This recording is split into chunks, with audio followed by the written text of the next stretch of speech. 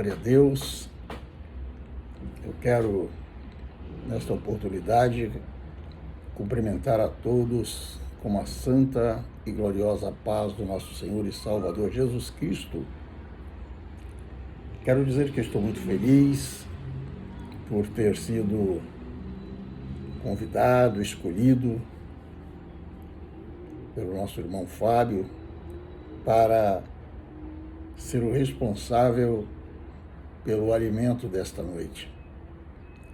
Sou grato a Deus pela oportunidade, pelo privilégio de poder estar aqui como profeta de Deus para lhes trazer este alimento nesta noite. E como hoje é um culto de homens, um culto para macho, para homem com H, eu escolhi um texto bem concernente a essa data, a este momento, que está inserido na primeira carta de Paulo aos Coríntios, capítulo 4, versículos 1 e 2. 1 Coríntios, capítulo 4, versículo 1 e 2. Diz assim o texto: que os homens nos considerem como ministros de Cristo e dispenseiros dos mistérios de Deus. Quando Paulo fala em ministros, aqui nesse texto, no grego é huperetas. Huperetas, queridos, eram escravos, servos. Os huperetas eram os remadores que eram responsáveis por fazer a embarcação navegar, por conduzir a embarcação. E esses remadores, eles não podiam remar o barco a bel prazer, porque senão não ia fluir como desejado. Então a remada tinha que ser uma remada sincronizada. E para que isto acontecesse, havia tambor. E ao toque do tambor, o remador ou o pereta ia remando a embarcação. E a embarcação ia sendo conduzida ao destino almejado. Mas nós hoje vamos tomar como base a parte B do versículo e o versículo 2. A parte B do versículo 1 diz assim: e dispenseiros dos mistérios de Deus. Versículo 2: além disso, requer-se nos dispenseiros que cada um se ache fiel. Dispenseiros aqui, meus amados, está no grego oikononos, e significa administrador do lar, ou aquele que cuida de algo para o seu senhor. O dispenseiro, queridos, ele tem que ser fiel. Por isso Paulo disse aqui na parte 2, além disso, requer-se nos dispenseiros que cada um se ache fiel. Muito simples. Quem é que vai disponibilizar a sua casa, entregar os seus bens para que uma pessoa não confiável cuide?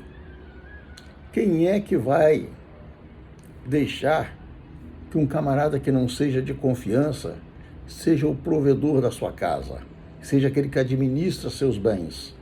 Não tem como, queridos. Veja que Abraão, ele tinha ali o seu servo Eliezer, e esse moço, ele era o mordomo de Abraão, e ele é que tinha tudo em suas mãos, tudo que era de Abraão, ele administrava. Inclusive, quando Abraão pediu que ele fosse buscar uma esposa para o seu filho Isaque, ele pegou 10 camelos, encheu esses camelos de presentes, joias, perfumes, e levou-os consigo para pagar o dote a amada, desejada e escolhida. Então, queridos, o dispenseiro, ele é aquele homem, aquela pessoa que você confia. É aquela pessoa que você não tem nenhuma dúvida de que ele vai gerir o seu negócio e vai ter sucesso. Salomão, por exemplo, se você ler lá em 1 Reis, capítulo 4, versículo 7, você vai ver que Salomão, ele possuía 12 dispenseiros, 12 homens provedores. E estes moços, eles eram responsáveis por prover para Abraão, cada um mês do ano. Um para janeiro, outro para fevereiro, outro para março, outro para junho, outro para setembro, outro para novembro, dezembro e assim sucessivamente. E estes homens, eles eram os responsáveis por trazer os grãos, trazer todo o alimento, tudo aquilo que Salomão necessitava para a sua casa e para o seu palácio.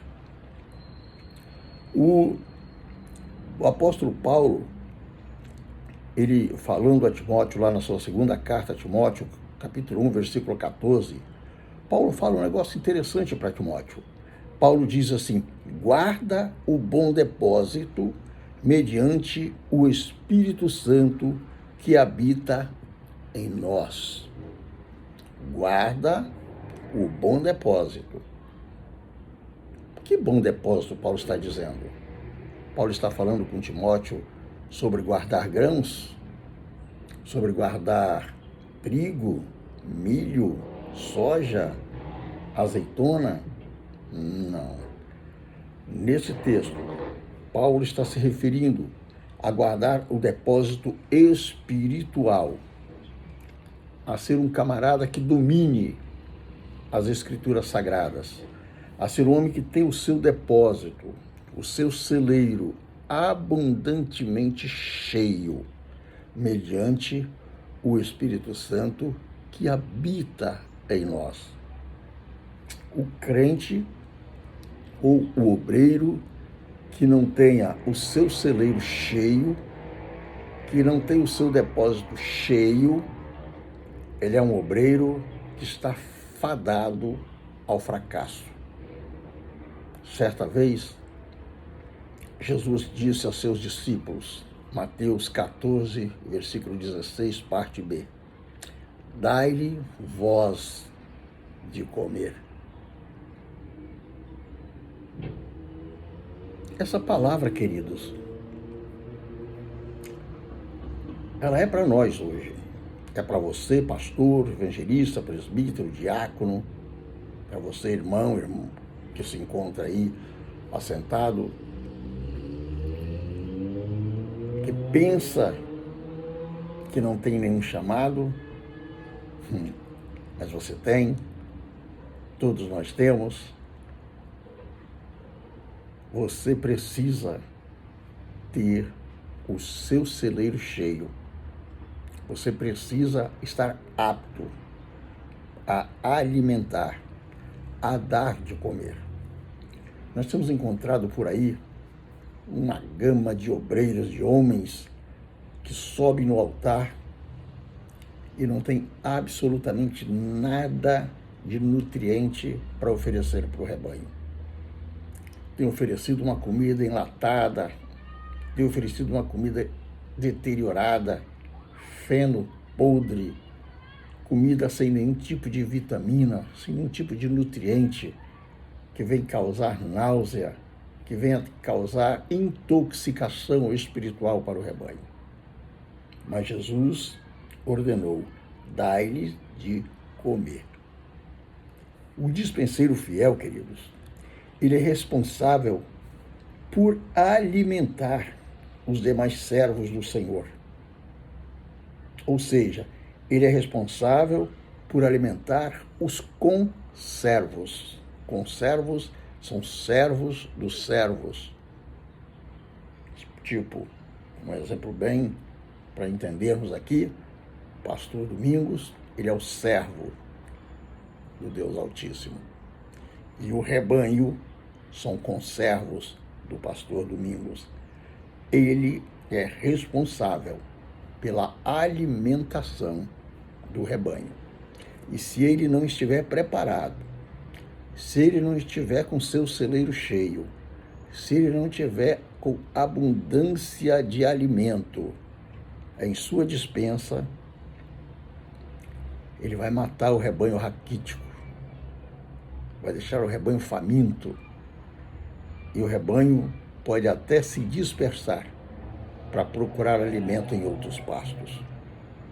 Então, queridos, quando você lê lá em Mateus, capítulo 24, de 45 a 47, você vê algo interessante, quando Jesus disse assim: quem é, pois, o servo fiel e prudente que o Senhor constituiu sobre a sua casa para dar o seu sustento a seu tempo?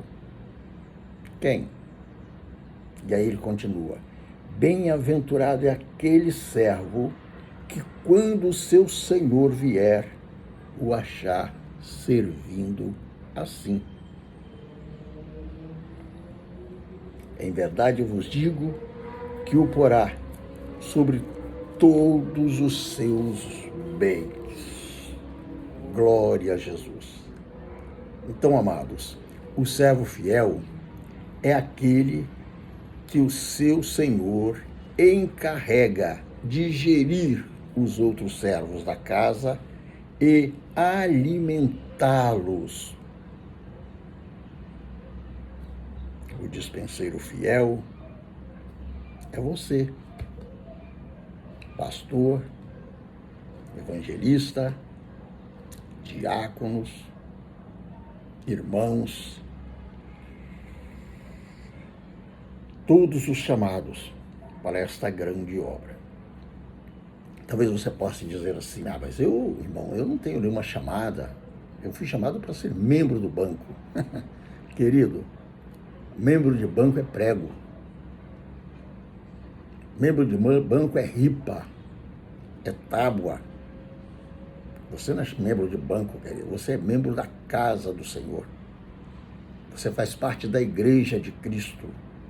Você é igreja, você não é membro de banco. Aí às vezes você pensa que pelo fato de você não ser um diácono, não ser um presbítero, evangelista, um pastor, que você não é ninguém. Que pelo fato de você às vezes ser um porteiro, estar ali recepcionando o visitante, recepcionando os irmãos quando chegam para o culto, ou pelo fato de ser aquela pessoa responsável pela limpeza da igreja, que você não tem nenhum valor. Você está enganado, querido. Você está muito enganado. Esta é a sua chamada. E Deus tem uma chamada específica para cada um de nós. Para uns Deus chamou para apóstolo, outros Deus chamou para evangelista, outros para doutores, outros para mestre, e a você Ele chamou para ser um cuidador da igreja, um zelador da igreja. Você não é inferior ao pastor, você não é inferior ao evangelista, você não é inferior ao diácono, muito pelo contrário. Eu conheci uma história certa vez em que um pastor disse que o obreiro mais perigoso dentro de uma igreja é o recepcionista que fica na porta. E aí alguém pergunta: por que ele é o mais perigoso? Porque é ele quem recepciona a ovelha, é ele quem recepciona o irmão que está chegando. E ali ele vai com um sorriso no rosto, com alegria no seu coração, na sua alma, e aperta a mão do irmão que está chegando e diz: seja bem-vindo, que Deus te abençoe, tenha um bom culto, que Deus fale contigo nesta noite. Recebe o visitante e procura colocá-lo no melhor lugar, leva-o pela mão e coloca ele no melhor lugar. Esse obreiro, porteiro, que está ali recepcionando, ele aos poucos, ele vai angariando a simpatia dos irmãos da igreja, dado ao seu carisma, dado a sua simpatia. E aí um dia, esse camarada se tornar obreiro e se tornar um pastor, e sair da igreja local e for tomar conta de uma outra igreja,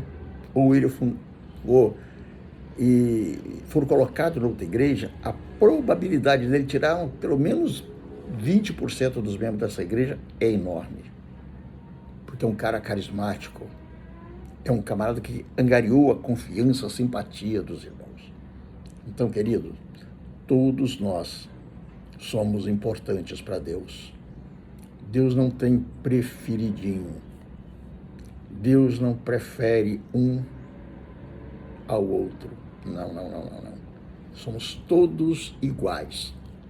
Estamos todos no mesmo patamar de igualdade diante do Deus Todo-Poderoso. Às vezes, querido, você pensa que vai chegar lá no céu, vai encontrar o pastor com 4, 5 coroas, né?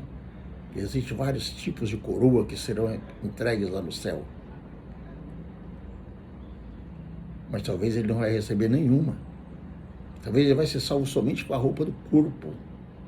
Ah, mas pastor, não interessa. Jesus é aquela pessoa que você não dava nada por ela, quando chegar ali no céu, vai ser galardoada, presenteada e vai receber várias coroas. Vai ser coroado com coroa de glória, com coroa de justiça. Então, queridos, não existe membro de banco. Tire isto da sua cabeça. É necessário que o dispenseiro seja sábio. Não pode ser um homem tolo. Não por acaso, o apóstolo Pedro disse: estais sempre preparados para responder a qualquer que lhes pedir a razão da esperança que há em vós. 1 Pedro 3, versículo 15. Qual é a esperança que há em vós? O que é que você espera? Por que você está aqui nesta noite? Por que você se decidiu por ser servo do Senhor, para seguir aos passos de Cristo? Por que você resolveu renunciar a si mesmo, largar todas as delícias deste mundo, pegar a cruz de Cristo, pegar a sua cruz e seguir a Cristo? O que te fez decidir, tomar essa decisão? Acredito eu que o seu objetivo é o meu objetivo. E o que nos fez aceitarmos a Jesus como nosso Salvador, a razão da nossa esperança, é a vinda de Jesus Cristo para buscar a sua igreja e nos arrebatar, e nos levar para morar consigo, conforme Ele mesmo prometeu: onde eu estiver, estejais vós também. É uma promessa infalível, porque é o Deus, próprio Deus, quem fez esta promessa. E Ele diz: vou preparar-vos lugar. Ele disse: na casa de meu Pai tem morada para todo mundo. Estou indo lá. Eu vou preparar lugar. Então, queridos, há quem diga que quando Jesus arrebatar a igreja, que a igreja vai até as nuvens, encontra com Jesus e volta para a terra. Mas eu não creio assim. Porque a casa do Pai não é aqui na terra. Aleluia. Oh, aleluia. Glória a Jesus. A casa do Pai, queridos, não pode ser na terra. Jesus diz: na casa do meu Pai tem muitas moradas. E se não fosse assim, eu dizia para vocês, mas tem. Eu vou preparar-vos lugar. Oh, te canterebassub, andelebias. Aleluia, Jesus. Glória a Deus. Na casa do Pai tem morada para você. Na casa do Pai tem morada para todos os obedientes. Na casa do Pai tem morada para todos os dispenseiros que aqui na terra cumpriram bem o seu papel. Aleluia. E é esta a defesa de que Pedro está falando, né? Estais sempre preparados para responder a qualquer que lhes pedir a razão da esperança que há em vós.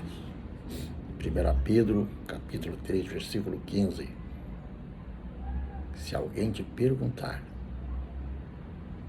por que você é crente, por que você abandonou todas as delícias do mundo, por que você abandonou a prostituição, o alcoolismo, o tabagismo, você vai dizer, porque eu tenho uma morada lá no céu. E Paulo disse aos Filipenses, capítulo 3, versículo 20, que a nossa cidade está nos céus. Canterei diante, Pai. Oh, aleluia. Oh, aleluia. A nossa morada está no céu, querido. Então você tem que estar pronto, preparado para fazer uma defesa apologética da sua fé. Paulo recomenda a Timóteo: procura apresentar-te a Deus aprovado, como obreiro que não tem do que se envergonhar, que maneja bem a palavra da verdade. 2 Timóteo 2,15. Procura apresentar-te a Deus aprovado. Se você for um homem réprobo diante de Deus, nem se apresente. Se você não maneja bem a palavra da verdade,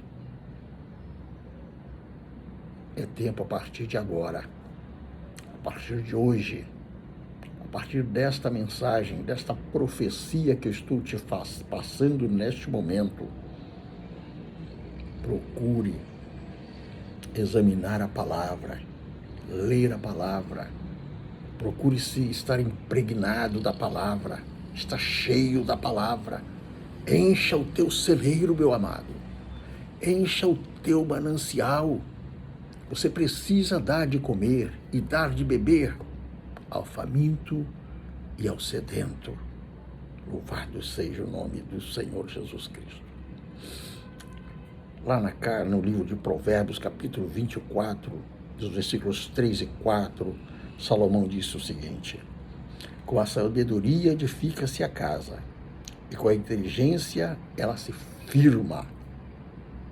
Versículo 4: pelo conhecimento se encherão as câmaras de toda sorte de bens preciosos e deleitáveis. Mas é com sabedoria e com inteligência.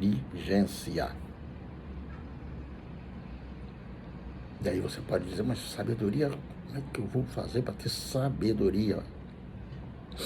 Tiago dá a receita. Ele diz que quem deseja ter sabedoria, que ore, que peça a Deus, confiante, que Deus vai dar a cada um, conforme a sua necessidade. Mas peça e não duvide, porque quem duvida é como as ondas do mar. Agora, não peça apenas sabedoria, não peça apenas inteligência, mas peça isto, mas também examine a Escritura. Procure ler a palavra diuturnamente. Tenha o hábito de ler a Bíblia e peça a Deus para te fazer guardar. Peça a Deus para fazer com que a palavra fique impregnada em você, que a revelação do Espírito Santo possa vir à sua mente e que você possa entender a palavra. Porque esta palavra, queridos, era uma palavra espiritual. E o homem natural nem adianta ler. Você precisa pedir ao Espírito Santo que se assente ao teu lado quando você estiver lendo a palavra. E eu vou te dizer uma coisinha bem simples que talvez você até já saiba. Se você ler todo dia, não precisa ler mais, todo dia, 3 capítulos da sua Bíblia, começando do Gênesis, em um ano, você chega ao amém do Apocalipse. Então não é tão difícil assim. Não é tão difícil assim, né? Vamos ler a Bíblia, vamos procurar examinar a Escritura. É ela que nos dá vida, ela que é a nossa bússola, ela é a nossa água que nós precisamos beber o tempo todo, que lava, que transforma, que limpa o homem. Louvado seja o nome do Senhor. Mas, meus amados, por falar em dispenseiro fiel,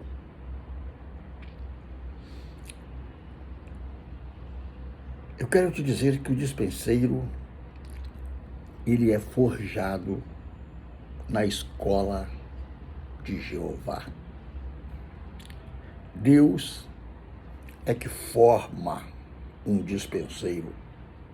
E o dispenseiro, ele tem que passar por algumas etapas na sua vida.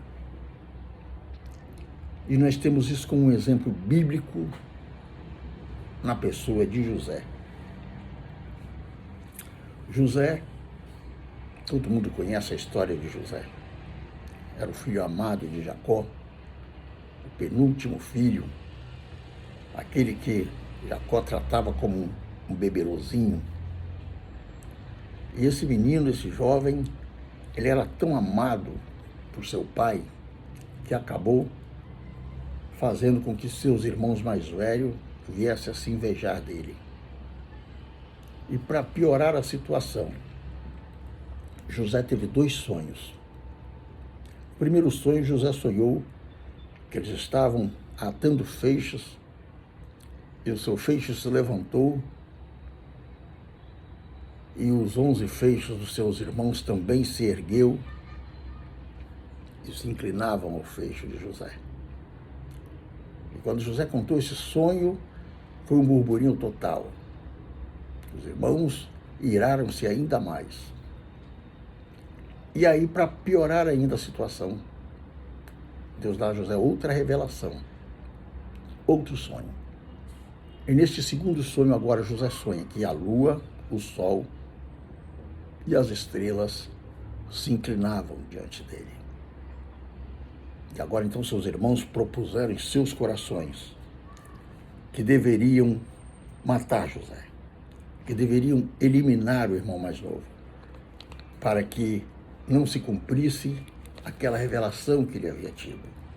E na primeira oportunidade que esses irmãos tiveram, eles pegaram José e o atiraram num poço, seco, sem água, para decidirem o que fazer daquele jovem. Mas, passados alguns minutos ou horas, eles olharam e viram que havia uma caravana de ismaelitas, seus primos, que estavam vindo, descendo ao Egito, trazendo mercadorias para serem vendidas, comercializadas no Egito, incluindo escravos. E eles decidiram que vendendo José seria mais lucrativo para eles e que eles não trariam sangue inocente para suas mãos.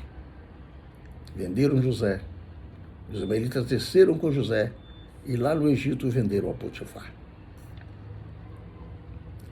Na casa de Potifar, José prosperava em tudo o que fazia, e Potifar, vendo que Deus era com José, pegou José e colocou sobre toda a sua casa, entregou todos os seus bens. José, depois de Potifar, ele é que mandava na casa. Potifar só vedou a sua esposa. Mas num certo dia, Potifar viajou e aquela mulher decidiu se deitar com José. Com a recusa de José, por ser um homem fiel, um homem temente a Deus e fiel ao seu Senhor, ele não aceitou ao convite daquela mulher, não aceitou as investidas daquela mulher, os assédios daquela mulher. E por isto ela resolveu caluniá-lo perante o seu senhor, que muito se irou e jogou José na casa do cárcere. Mas Deus estava, na verdade, era trabalhando aquele moço. Deus estava forjando José numa escola dura, numa escola difícil, porque Deus tinha grandes coisas a operar na vida dele. Ali no cárcere, José se torna o mordomo, o despenseiro do cárcere. Tudo ali estava nas mãos de José. Era José quem mandava, era José quem respondia pelo presídio. E num certo dia, numa certa ocasião, o copeiro e o padeiro, Mor, pecaram contra Faraó, cometeram algum delito no palácio e foram jogados na casa do cárcere. E ali tiveram um sonho, numa mesma noite. E de manhã eles estavam entristecidos porque não sabiam interpretar seus sonhos. E José pergunta para eles o motivo da sua tristeza. Eles contam a José e José revela para eles o sonho. E conforme a revelação de José acontece, 3 anos depois era aniversário de Faraó. Em 3 dias depois.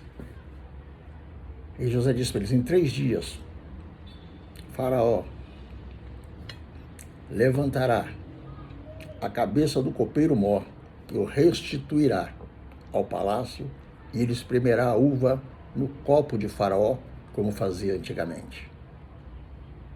E você, padeiro, daqui a 3 dias, aniversário de Faraó, ele vai te tirar do presídio e vai te pendurar numa forca, e as aves vão comer sobre a sua cabeça.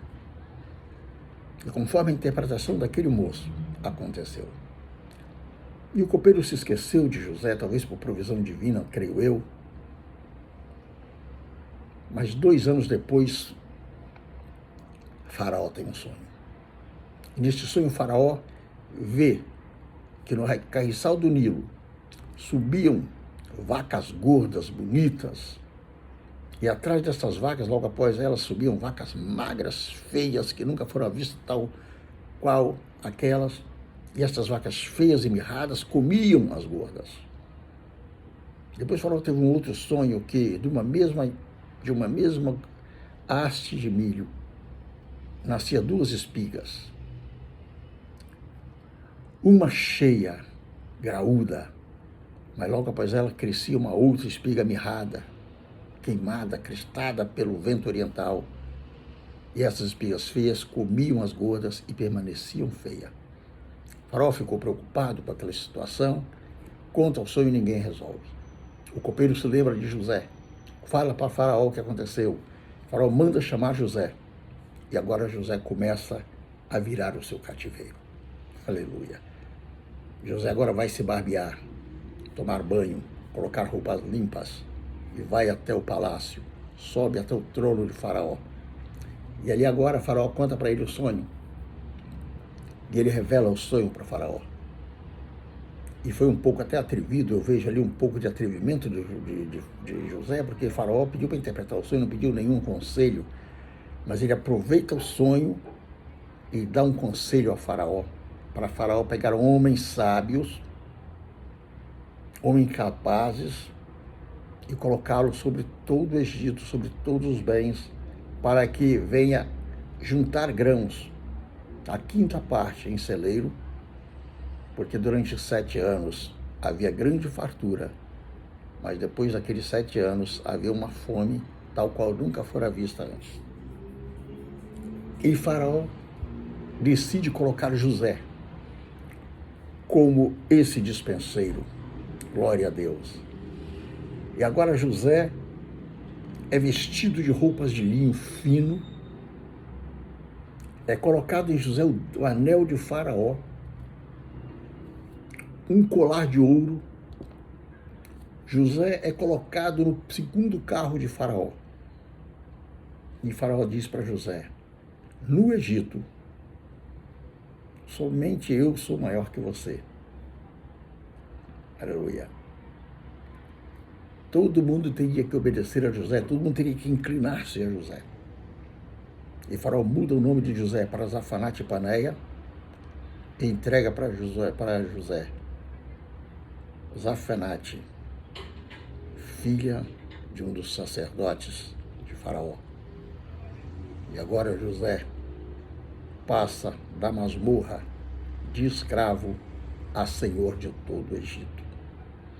Queridos, é assim que Deus faz. É isto que Ele fará com você. Você hoje está no pequeno. Você hoje está passando por um problema difícil. Você hoje está no pouco, mas Deus está te preparando algo grande. Aleluia. Você só precisa ser um upereta. Você só precisa fazer a sua embarcação navegar. Você só precisa fazer o seu barco seguir o caminho. Todavia, requer-se nos dispenseiros que cada um se ache fiel. Queridos, para finalizar, enquanto meditava neste sermão em casa, no meu sofá, eu tive, acredito eu, que uma revelação do Espírito. Eu não estava nem pensando nisso. Mas não se faz uma espada sem que o aço passe pelo processo do fogo. E aí é óbvio que quando veio isso à minha mente, eu fui no Google procurar, é claro, né?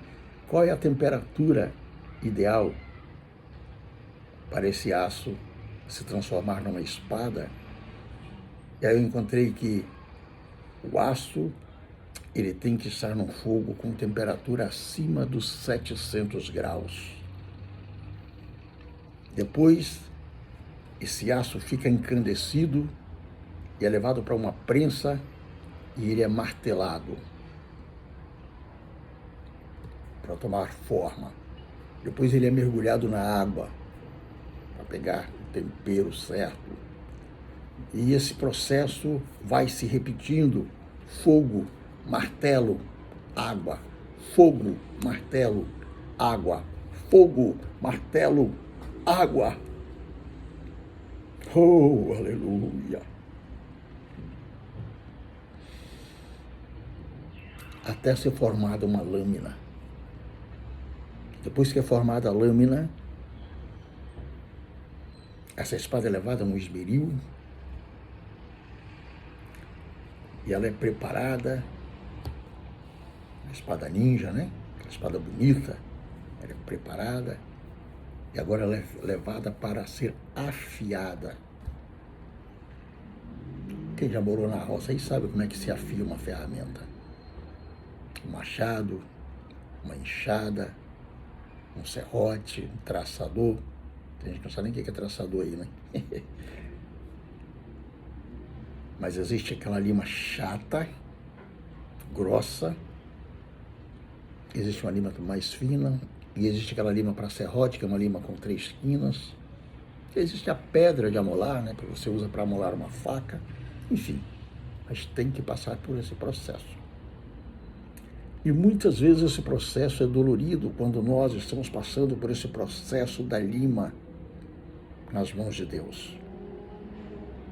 Talvez você está sofrendo, talvez você está sentindo dor, talvez a coisa não está boa, mas Deus está amolando a ferramenta.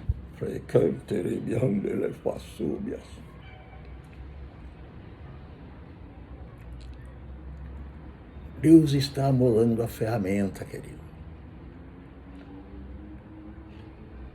E para que você venha a ser um bom dispenseiro, você tem que passar pelo mesmo processo da espada. Você tem que ser colocado no fogo, um fogo do Espírito.